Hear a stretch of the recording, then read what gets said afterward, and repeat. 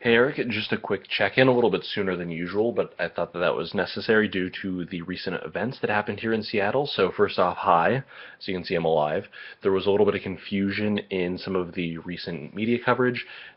Leads, poor journalism doesn't work out well for anyone. A lot of news sources were reporting that there was a shooting at a quote Seattle University, lowercase university, and the A, but when you say that quickly, people have difficulty understanding what you're saying, especially anyone from out of town or even our family within the state of Washington is familiar with where I used to go, Seattle University, and confused that because, granted, verbally you can't see capitals, and so it made it sound like as if there's only one university in the entire city of Seattle, and it sounded like SU was the one that was attacked. It was Seattle Pacific University, which is on the other side of town in the Ballard neighborhood, which is a very quaint, cute, quiet neighborhood most of the time, and the articles will be posted below.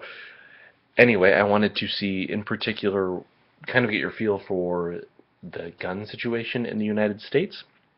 Obviously, it's absolutely absurd, and I think one of the more disturbing components of that absurdity is how well it has been accepted into the modern landscape. That in the U.S. this just happens, and we have an outrage culture, so you get mad when it happens, and then you kind of forget about it, and whatever, it'll happen again eventually. But hopefully, it doesn't happen to me, because it would suck, and it just keeps going on because we aren't willing to actually make any real change about this. For example, Australia, which is a good place to look at because they have a pretty similar relationship with guns in their history. They're a very frontiersy, backwoods area. Granted, they didn't have a violent revolution with Britain, which is really what the Second Amendment was for in the first place, for having a well-armed militia, which in this day and age would actually be more of weapons-grade plutonium, an Abrams tank, and a UAV that was equipped with missiles, not a 30-06, because that won't really protect you against the government. So good luck. Hi, NSA, by the way. More importantly, anyway, back over to Australia, they have a pretty similar gun landscape, just in that at one point there was a need in that country, in both countries, to have a weapon for either game hunting or self-protection back when it was frontiersy. But in 1996, in Tasmania, in Australia, which is supposedly their Arkansas, so to speak, there was a massive shooting. 35 people died and 20 more were injured. And Australia just said, that's it.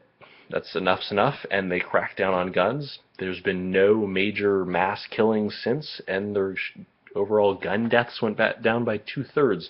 They added things like just general background checks that they had to follow up on for all sellers, and classifying weapons in different grades a little more efficiently than we do. So buying a hunting rifle, I get a waiting period that's much smaller than if I want to buy a Desert Eagle, and I don't have to go through an extremely, or I do have to go through an extremely lengthy process if I want something like an AR-15, which is the popular weapon of choice for these kinds of things, unfortunately.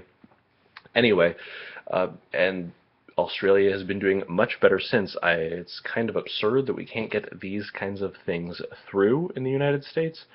I think a psych exam and a background check and requiring our sellers to do so would be the best way to go. You have some friends that apparently sell guns, which there's nothing wrong with as long as it's done well.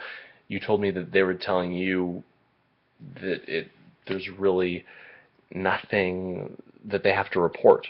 So they technically have to record all this information, who they're selling it to, where it's going, what this person's background is, what the gun type is, but they don't have to show anyone, which is an absurdity. And I think states, especially living in our nice little liberal biased Washington, need to start just passing through general gun safety requirements. Texas is the only state with a gun safety requirement, or class requirement, which only makes sense. If you really respect the guns, if you have this kind of relationship with it, which should be in more conservative areas, you should have stricter policies around them.